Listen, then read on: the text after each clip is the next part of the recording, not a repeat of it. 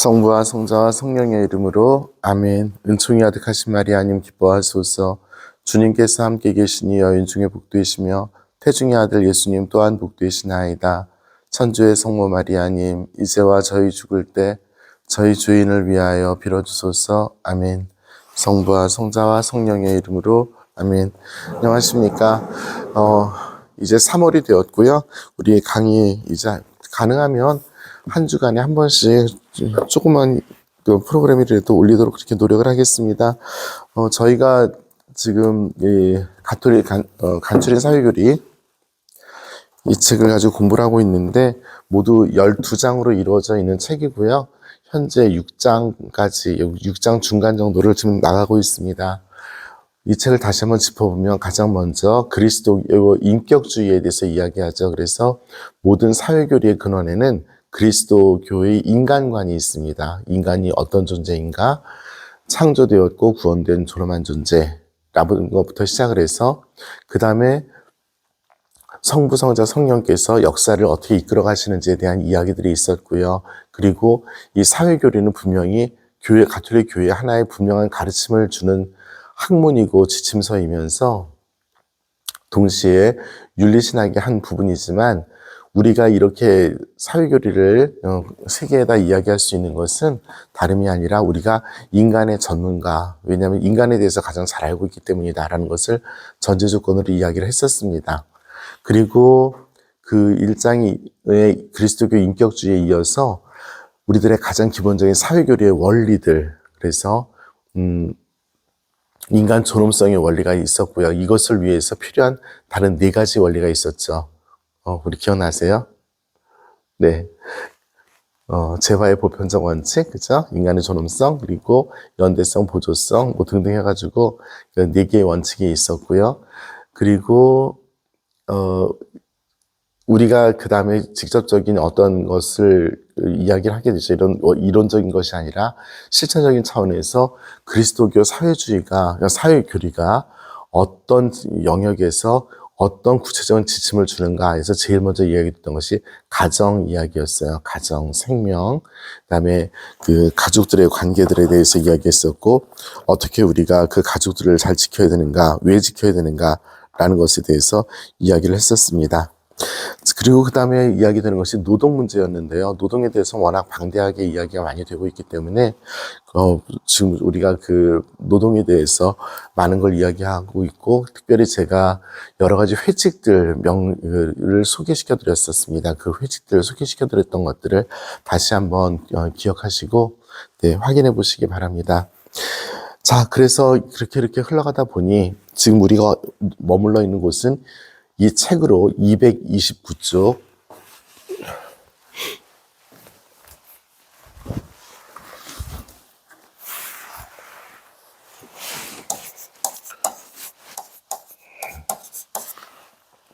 (229쪽에) 있습니다. 네. 노동의 권리입니다.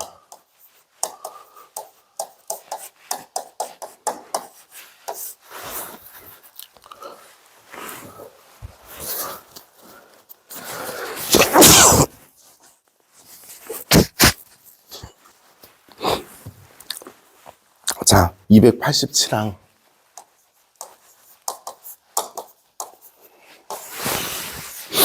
(287항부터) 하나씩 짚어보도록 그렇게 하겠습니다.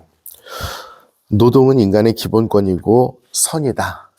노동은 기본권이고 선이다. 자, 노동할 수 있는 권리가 있습니까? 그렇습니다. 노동은 모든 사람들의 권리입니다. 그 이유가 무엇이냐 하면은 하느님께서 일을 하라고 시켰기 때문에 그래요. 창세기에서 그러니까 아담을 내쫓으실 때 너는 노동을 해서 먹고 살아라 라고 얘기합니다. 그러니까 노동을 하지 않으면 먹고 살 수가 없어요.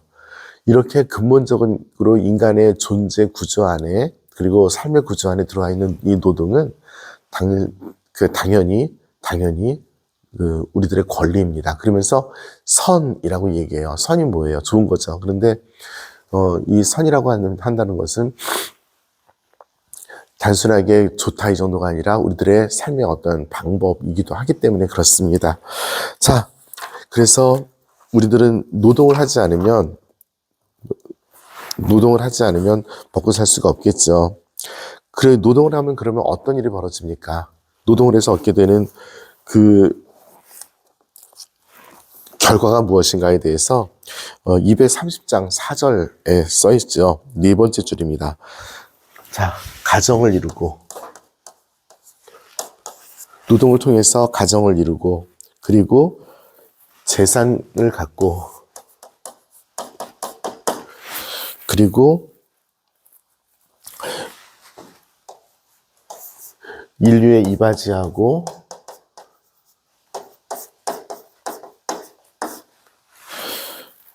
그리고 네, 일단 이렇게 써 있습니다. 자, 이걸 한번 짚어볼까요? 노동을 통해서 사람은 가정을 이룬대요. 즉, 가정을 부양한다는 얘기가 되겠죠? 우리 가톨릭 교회에서 제일 먼저 생명에 대해서 이야기했을 때도 생명이 왜 필요하냐? 바로 가정 때문에 필요하다고 얘기를 했었죠. 그만큼 가정이라고 한다는 것은 하나의 가장 기본적인 사회 구조이고 하나의 기본적인 교회 구조입니다. 그래서 우리 교회는 가정에 대해서 계속 이야기를 하고 있어요. 자, 노동을 통해서 재산을 축적합니다. 재산이 무엇입니까? 돈을 모으기 위해서 모으지 않죠. 돈을 잘 쓰기 위해서 모으죠. 그럼 이 재산을 가지고 할 수 있는 게 뭐가 있어요? 수많은 것들이 있죠. 아이들 학교도 보낼 수 있고요. 내가 자기 개발도 할 수 있고, 또 잉여 시간에 가족들과 함께 공동체의 어떤 그 아름다움도 느낄 수 있고요. 굉장히 많은 것들을 할 수 있습니다. 그래서 재산권은 굉장히 중요한 권리입니다.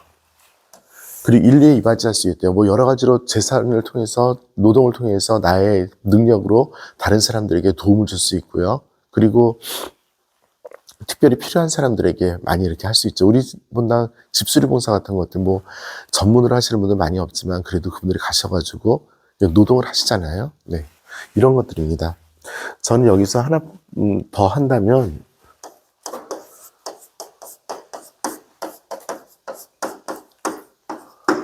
자기 개발 하나 더 집어넣고 싶어요.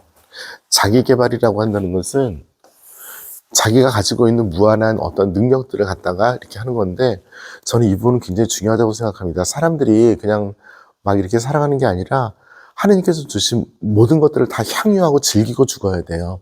나에게 지식을 주셨거나 나에게 어떤 능력을 주셨거나 이런 것들을 할 수 있으면 얼마나 좋아요. 그렇죠? 네. 그래서 노동은 그런 것들입니다. 자, 288항 보겠습니다.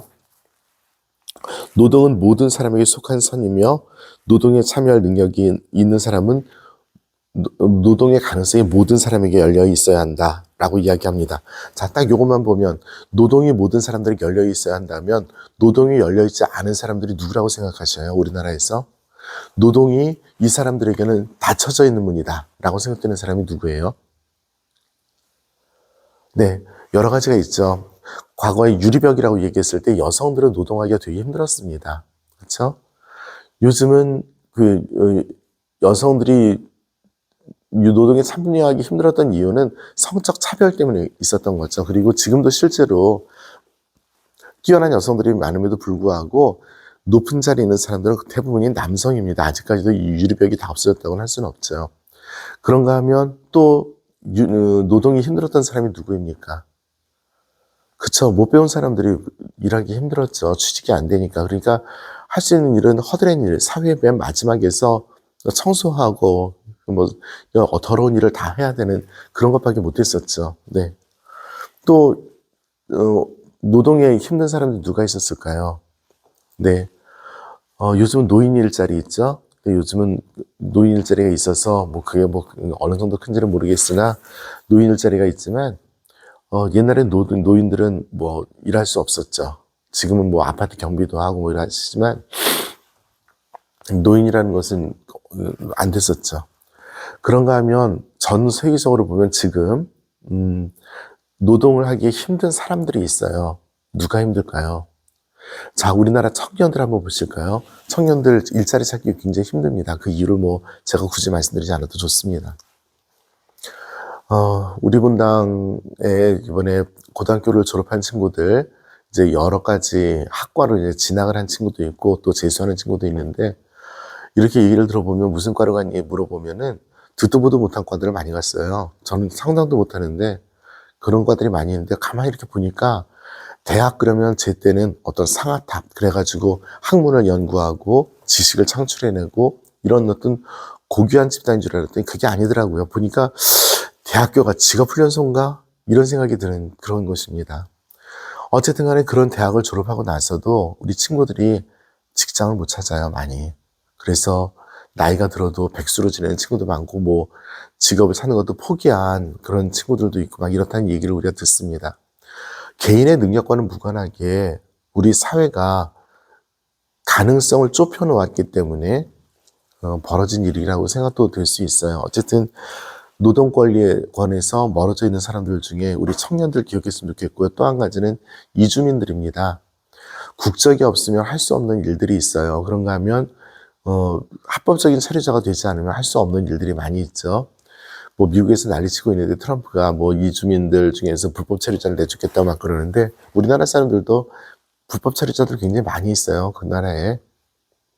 그런가 하면 우리나라에서도 불법 체류자들이 굉장히 많이 있죠. 그분들이 정상적으로 합법적으로 일을 못해요. 그 권리가 당연히 보장되어야 되느냐 그 뜻은 절대 아닙니다. 합법적으로 일을 해야 돼요.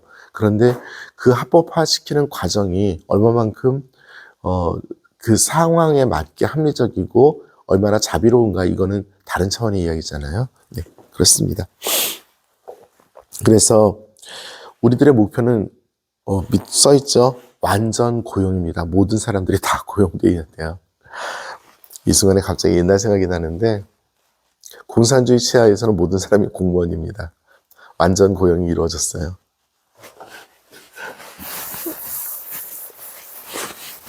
세상에서 나왔던 여러 가지 제도 중에서 이 공산주의만큼 황당한 데 없죠. 네. 289항 보세요. 고용을 하는 목적이 무엇이냐? 공동선이라고 이야기합니다. 그래서 공동선을 지향하고 미래를 바라보는 사회 능력으로서 고용을 촉진시키는 법안 같은 걸 만들어내야 된다. 그래서 젊은이에 대한 이야기 많이 하고 있습니다. 그리고 289항 밑에서 네 번째 줄 보시면 아까 말씀드렸던 그 부분이에요. 여성, 비숙련 노동자, 장애인, 이민, 전과자, 무학자, 취업시장에서 자리 찾는데 어려움을 갖고 있는 모든 사람들에게 기회를 줄 수 있는 그런 국가 제도가 마련돼야 된다라고 이야기합니다. 290항에는 교육의 중요성을 이야기를 해요. 교육은 뭐 요즘에 평생교육 시대죠. 그래서 저도 뭐 평생교육에서 뭘 할 수 있나 한번 이렇게 찾아본 적이 있어요. 그랬더니 뭐 이것저것 되게 많이 해요. 그런데 요즘은 평생 교육을 하더라도 다 무슨 어떤 직업과 관계되어서 하는데, 어떤 대학교, 사이버 대학이에요. 사이버 대학에, 이렇게 검색을 하다 보니까 그 대학은 뭐 예를 들어서 뭐 법학부가 있으면 법학부가 쭉 있고 뭐 이렇게 등록해서 어느 자격증이 있습니다. 뭐 이런 것들이 쭉 나오는데, 뭐 사이버 대학이니까 한계를 가지겠지만 자격증이 하나도 없는 학과가 있어요. 그게 교양과정이라는 거더라고요.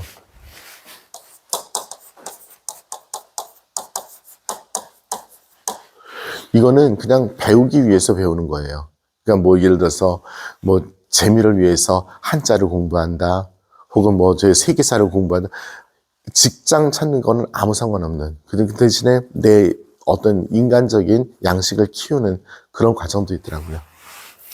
자, 어쨌든 드리고 싶은 이야기는 교육은 우리나라 교육제도는 굉장히 많은 가능성들을 놓고 이야기하고 또 직장을 찾는데 도움이 되도록 많이 해요. 그래서 이 교육제도가 필요하다고 얘기하는데 사실 저는 우리나라는 너무 교육이 전문화돼 있어가지고 이게 모여있질 않아서 전문화돼 있어가지고 오히려 더 문제가 아닌가 싶은 생각이 있고요. 어쨌든 그런 와중에서 실제 문제는 그렇게 많이 공부를 했음에도 불구하고 이걸 어떻게 취직을 시키느냐 이 문제잖아요. 네. 뭐 어떤 기업에 취직하기 위해서 이력서를 내는데 자격증만 뭐 몇십 개씩 이렇게 달아도 떨어지는 그런 현실입니다. 우리가 하여튼 같이 기억을 해야 되는 부분이에요. 네. 232쪽 나번 노동권 증진을 위한 국가와 시민 사회의 역할에서 뭐 읽어보시면 좋을 것 같습니다. 이거는 사실은 어떻게 보면 우리가 여기 나와 있는 것보다 더 많이 알아요. 왜냐하면 고용에 대해서 또 앞으로 이렇게 됐으면 좋겠다에 대해서 우리는 실천적으로 고민을 많이 했기 때문에 그래요. 그래서 단순하게 이렇게 큰 얘기뿐만이 아니라 우리들의 그 기본적인 어떤 체험들이 오히려 더 큰 답을 줄 수 있지 않나 싶습니다. 233조 답원 보겠습니다. 가정과 노동의 권리해서 이 부분은 아까 말씀드렸듯이 가정을 보호하기 위해서 노동이 반드시 필요하다라고 이야기하고 있습니다. 그래서 밑에서 세 번째 줄 보세요. 네 번째 줄이네. 이런 면에서 기업과 전문가 단체, 노동조합과 국가는 고용의 관점에서 가정을 곤경에 빠뜨리기보다는 지원하는 정책을 써야 된다 해서 최고로 많이 고용할 수 있는 그런 방법을 찾아야 된다입니다. 여기서 우리 하나 질문할까요?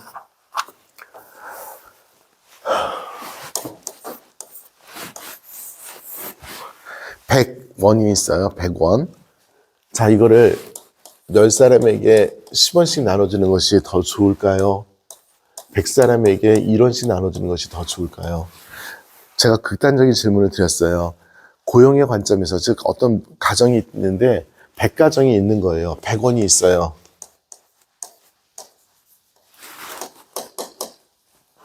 이걸 갖다가 일을 하는 10개의 가정에 나눠주는 게 나을까?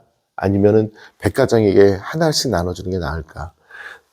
아주 유치한 질문이지만 사실 이것이 사회적인 차원에서 문제가 된다면 굉장히 큰 문제이긴 해요.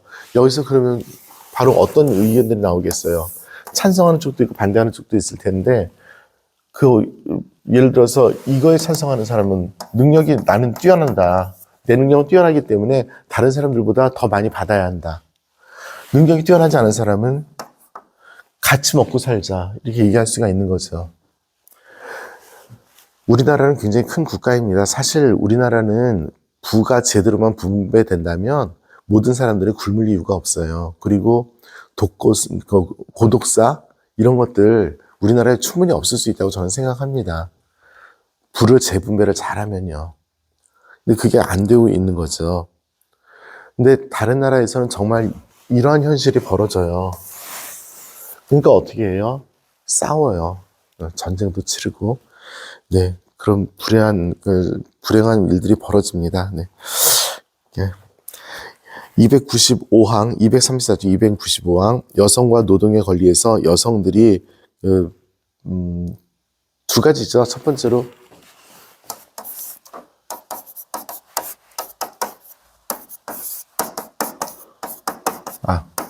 세 가지네요.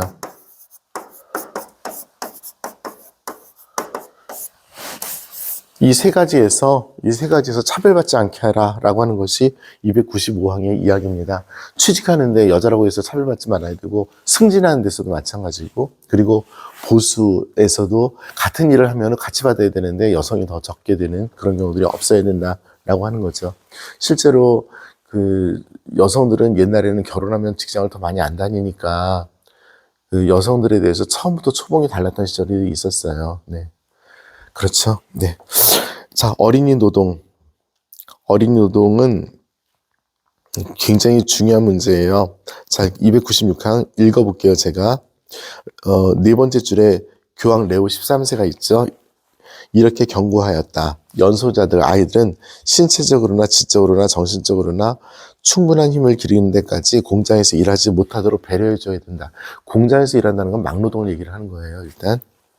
사춘기에 발산하는 힘은 한창 자라나는 풀과 같아서 조속히 발휘시켜버리면 그 힘이 빨리 소진되어 나아가 연소자에 대한 교육 자체가 불가능해진다 라고 이야기합니다.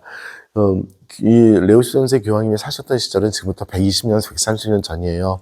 의학적인 발전이 없었던 때죠. 그리고 사람들이 먹고 사는 게 그 영양분이 충분하지 않았던 때입니다.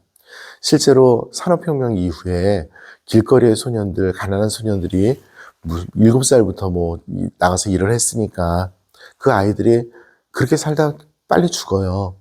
못 먹고 힘들게 일하니 빨리 죽을 수밖에 없죠. 현실은 그렇습니다. 그런데 그때 현실은 그렇습니다. 그런데 지금은 어린이 노동이 있는 나라들이 있는데 그냥 한번 얘기할게요.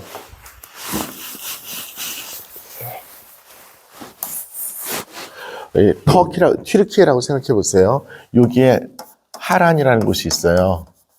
아브라함의 고향입니다. 이쪽에서 우르파인가 산 우르파인가 내가 까먹었는데 제가 하룻밤 여기서 자고 여기를 가는 거예요. 주일날이었어요. 주일날인데 7살짜리 애가 요만한 구루마에다 담배를 쭉 깔아놓고, 그러니까 좌판이죠, 좌판. 담배를 쭉 깔아놓고 아침에 그걸 팔고 있는 거예요. 그 꼬마는 어린애가. 지금 잘 못 그리겠는데,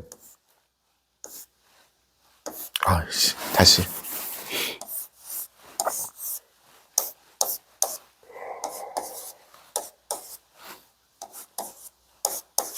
요렇게 생겼던 것 같아요. 어떤 꼬마는 이걸 가지고 끙끙끙끙 지가 밀고서 어딜 가는 거예요. 물건을 팔기 위해서. 뒤에 아저씨들이 따라가요. 아마 그 아저씨들이 보호자인가 봐. 제가 아침에 떠났는데 밤 늦게 올 때까지 얘가 가판에 내도 꼼짝 않고 그걸 팔고 있는 거예요.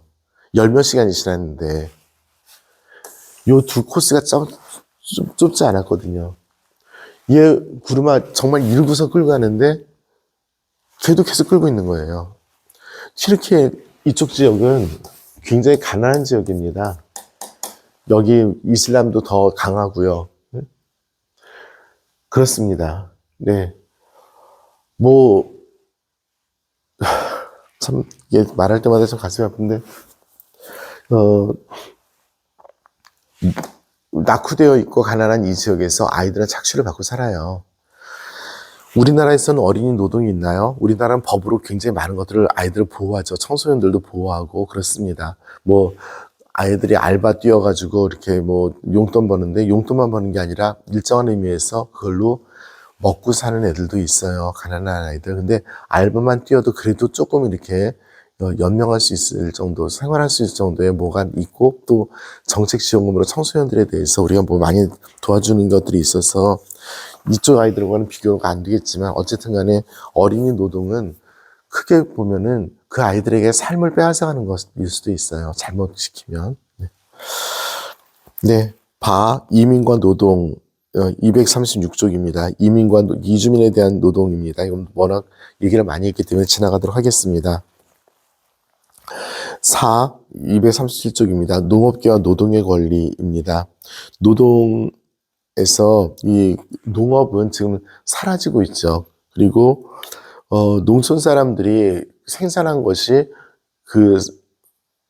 어떻게 보면은 보상을 충분히 받고 있지 못한 그런 상태입니다. 그리고 전 세계적으로 보면요.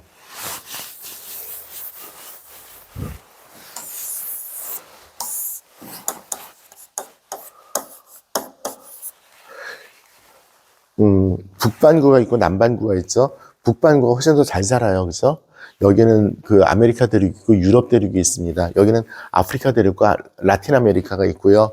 호주나 뉴질랜드 빼고요. 우리나라는 북반구에 속해 있습니다. 여기는 공업을 해요. 여기는 농업을 합니다. 그러니까 여기가 돈이 많아요. 그러니까 이 돈을 공업에 투자를 해서 조금만 이 남반구에 보내주면 남반구에서 식량을 보낼 수가 있습니다. 그러면 결론적으로 이 남쪽은 어떤 일이 벌어지냐면 공업보다는 계속 식량만 이렇게 재배할 수밖에 없어요. 여기에서 뭔가 좀 더 해보고 싶은데 그런 자본이 아예 형성이 안 되는 거예요.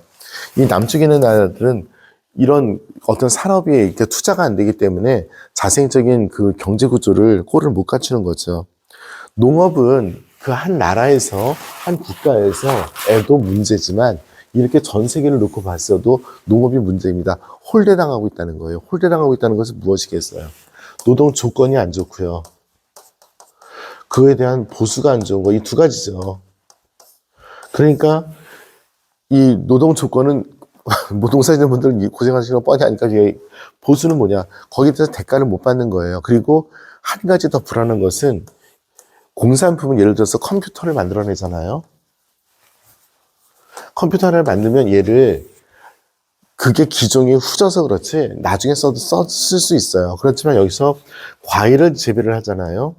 얘는 기간이 있어요. 기간이 있어요. 이 기간을 연장하려면 아주 비싼 가격을 치르고 냉동을 시키거나 냉장을 시켜야 합니다.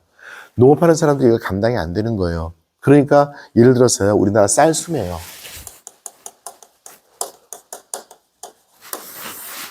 이 쌀수매를 하게 됐을 때 굉장히 좋은 거죠. 쌀수매를 하게 됐을 때.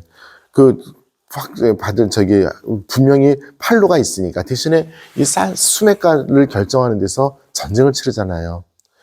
작년에 제가 어느 쪽이었나, 충청도 어느 쪽이었는데 그 마을 전체가 그 쌀수매가 이 정도 아니면 안 된다는 것을 플래카드로 붙여놨는데 그 표현들이 너무나 과격한 거예요.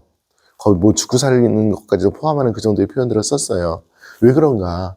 왜 그런가 하면 농업에서 이 보수가 보장이 안 되니까.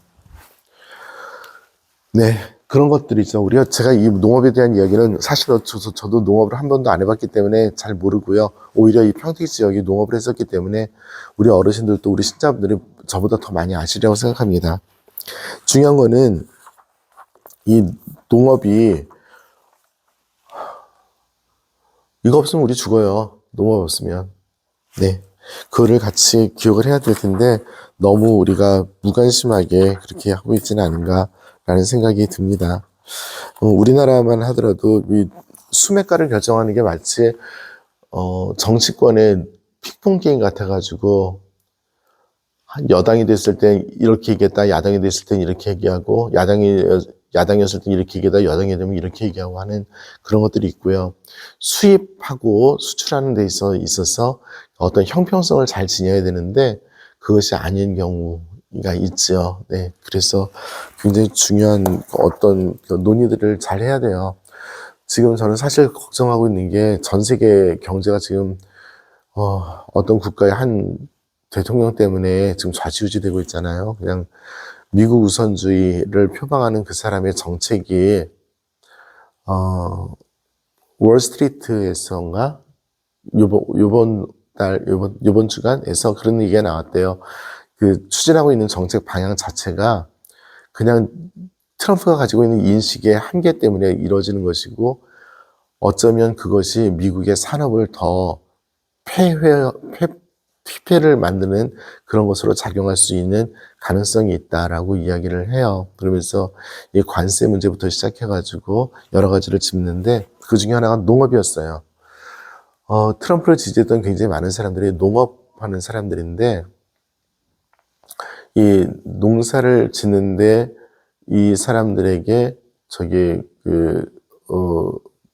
관세를 이렇게 부과하고 이랬을 때 역폭탄을 맞는 사람들도 어떤 원자재를 수입할 때 관세를 했을 때 그 원자재가 비싸져서 오히려 내수 경제에 영향을 끼치는 이런 것들을 분석을 했는데 그 중에 또 하나가 농업이었습니다. 제가 지금 조리 있게 말을 설명을 못하는 게 뉴스를 자세히 듣질 않았어요. 어쨌든 간에 이 노동자들을, 그러니까 농민들을 보호한다는 것은 굉장히 중요한데 보호해야 될 이유는 이것이 어렵기 때문에 그렇습니다. 조건과 보수가. 네, 대충 여기까지 지나가도록 하고요. 자, 238쪽 보실까요? 노동자의 권리.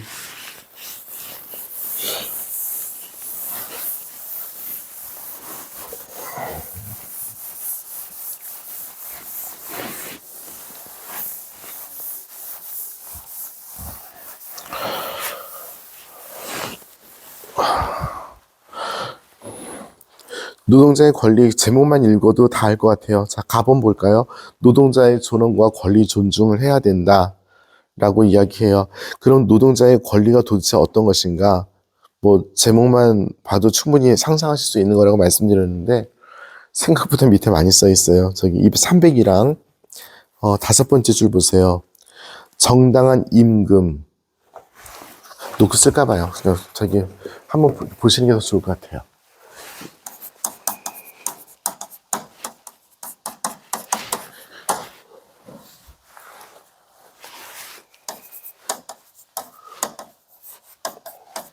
노동 환경과 작업 과정. 노동하다가 잘못해서 다치거나 죽으면 안 되겠죠. 그다음에 인격적 대우. 땅콩 회원 같은 거 하면 안 돼요. 그다음에 실직자들에 대한, 그리고 연금, 노후 대책,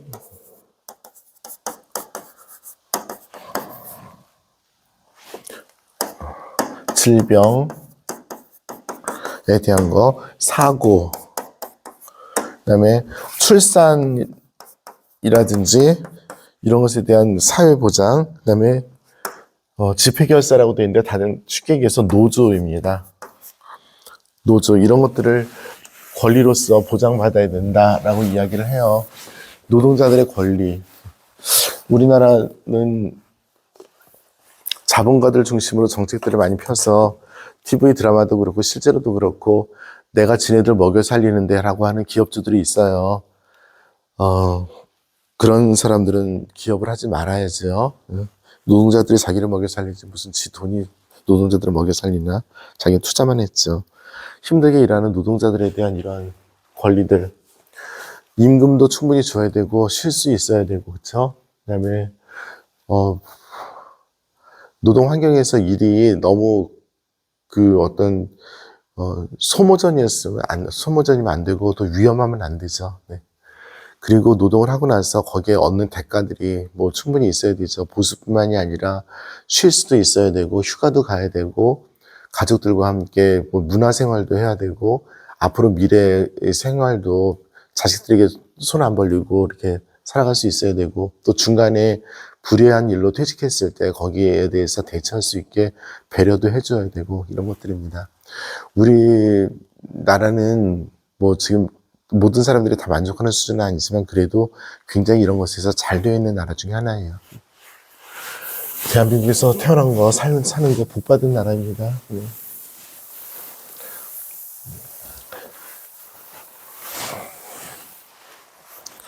그 보험이라고 하는 것은 굉장히 중요해요. 그래서 잘 이렇게 봐야 되겠습니다.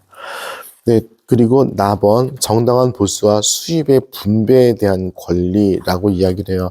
이거 잘못 이야기하면, 수입 분배를 잘못 얘기하면, 이게 뭐 공산주의, 사회주의로 우리나라에서 쉽게 내몰려요. 제가 조금 조심스럽지만, 우리나라 현재 상황을 놓고 한마디 하겠습니다. 진보와 보수라고 이야기를 하죠.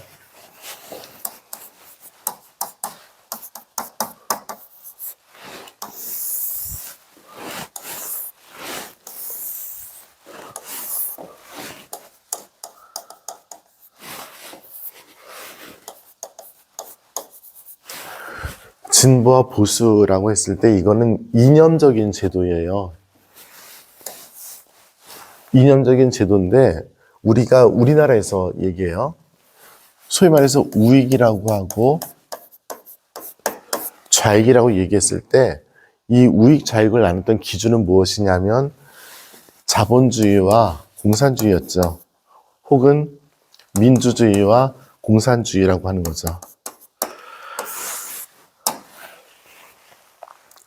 우리나라는 이것에 길들여졌습니다. 수많은 사람들이 아직도 우익 좌익을 가지고 이야기를 하는데 사실 우리나라는 우익 좌익이 더 이상 없어요. 왜냐하면 딱 한 가지밖에 없기 때문에 그렇습니다.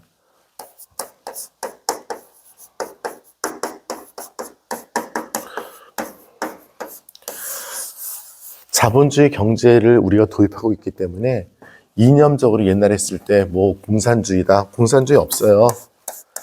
우리나라 좌익 없어요. 이 면에서 다 자본주의 경제를 가지고 있지 공산주의 경제를 갖고 있지 않아요.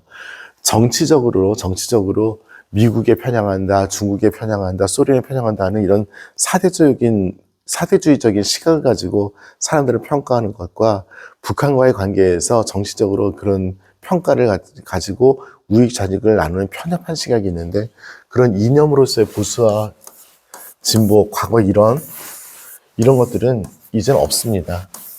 우리나라에서 뭐 태극기 들고 시위만 하면 되지 성조기 들고 시위하는 사람들 있죠. 이거는 매국노들이죠. 미친놈들이죠. 우리나라에 살지 말아야 됩니다. 네, 그런 사람들 우리나라에 살지 말아야 돼요. 대한민국이지 왜 네, 그렇습니다. 그래서 대한민국에서 이념적으로 지금 공산권이다, 자유진영이다라고 구별하는 구별은 대한민국에서는 이제 없어요. 이미 없었어요. 다만 지금 그걸 갖다가 악용하는 사람들이 즐겨 먹고 있는데 무식한 사람들이 거기에 동조를 하고 있는 거죠. 생각 없이. 그리고 네, 욕은 그만하겠습니다.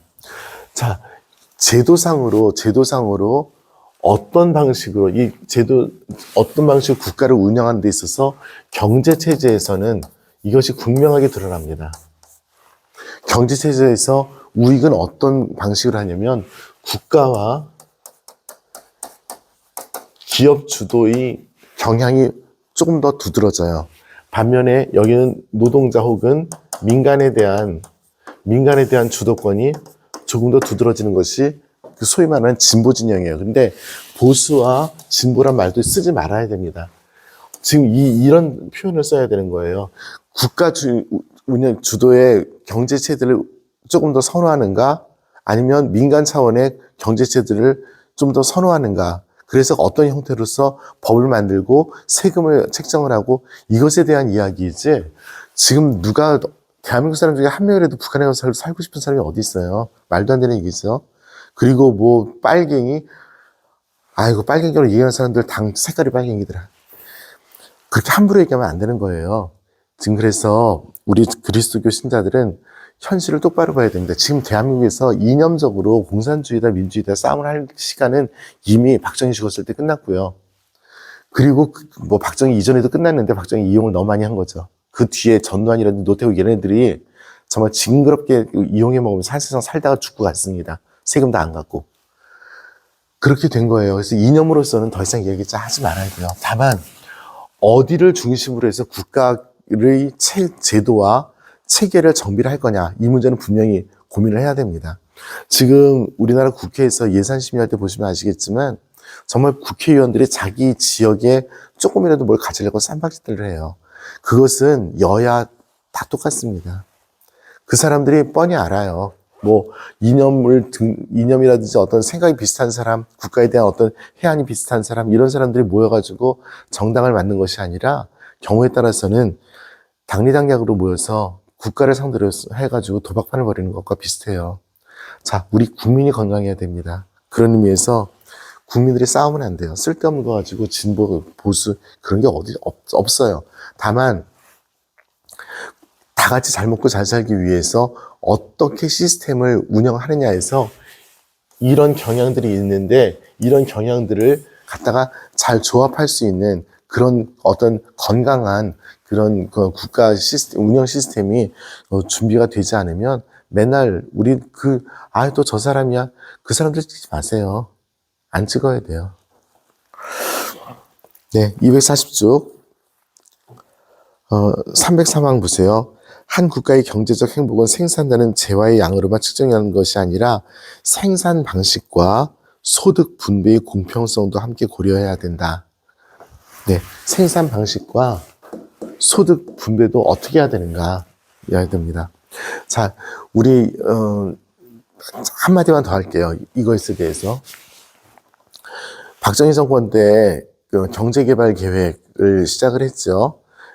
실천을 시작을 했죠. 계획을 짠 거는 이미 장면 정권 때 있었어요. 그 정권 때 이미 케네디죠. 당시 미국 대통령이 우리나라와 함께 경제개발 계획을 짰어요. 그래서 장면 정부가 실행을 하려고 했던 시점이에요. 그런데 쿠데타가 일어났죠. 그리고 마치 박정희가 지가 짠 것처럼 사람들 속여가지고 정부 주도의 그 국가 경제 개발 계획을 해서 거의 공산권에서 이루어지지도 않을 정도의 강제 노동이죠. 뭐 새마을 운동이 사실상 강제 노동이지 뭐. 그래서 사람들을 갖다 옥조이고 뭐 사실상인 계엄령에 통금 설치하고 이렇게 사람들을 갖다가 세뇌를 시켜가면서 국가 경제를 성장시키기 위해서 일을 했습니다.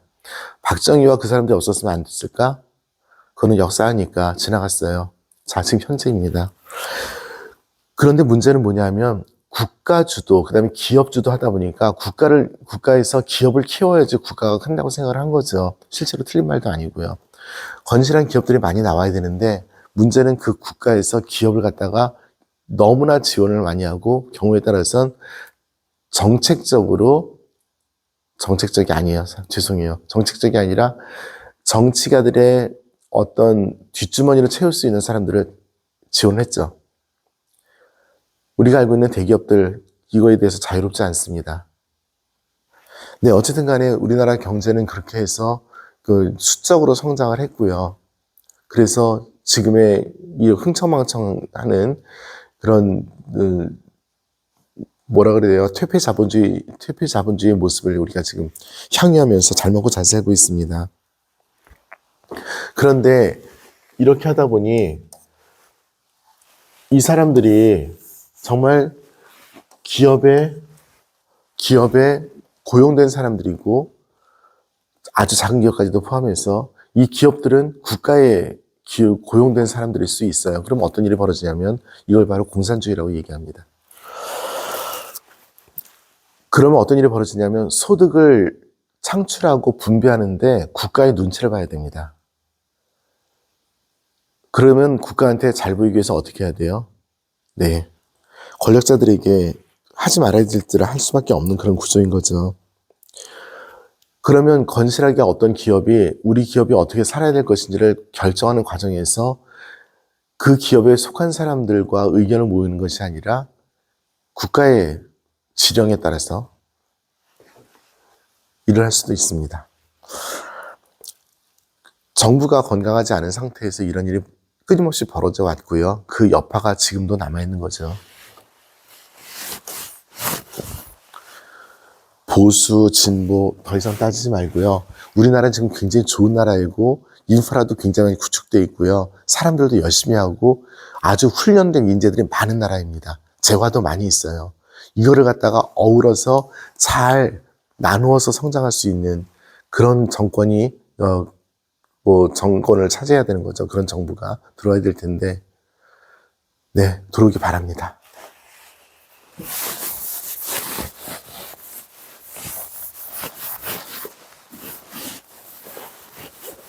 공부를 많이 해야 돼요. 우리 공부를 많이 하지 않으면 이런 어떤 정책을 세우지 못해요. 그냥 당리당략에 의해서 정치를 연구하는 사람들에게 맡겨놓으면은 맨날 국민들은 슬프게도 아프게도 수탈만 당합니다. 정권에 의해 수탈당하고 기업에 의해서 수탈당합니다. 그러면서 그 사람들을 바라보면서 마치 잘하는 사람들처럼 하면서 침 질질 흘리기도 해요. 어이없게도.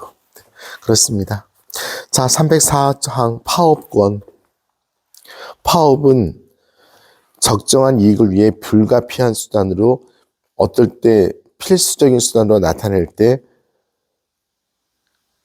파업이 정당하다입니다. 그러니까 모든 수단을 다 쓰고 났을 때 안 됐을 때 파업을 할 수 있다라고 교회는 인정을 합니다. 이 파업은 최우선입니다. 그러니까 파업이 목적이 아니라 어떤 일을 하기 위한 대화의 방법으로서의 수단이지 파업이 좋다, 파업하자 그것이 목적이 아닙니다. 즉 국가 경제라든지 이런 것을 파국으로 이끄는 것이 목적이 아니라는 뜻입니다. 네, 그 이야기를 304항에서 하고 있습니다. 네, 2025년 오늘 첫 번째 강의를 마치겠습니다.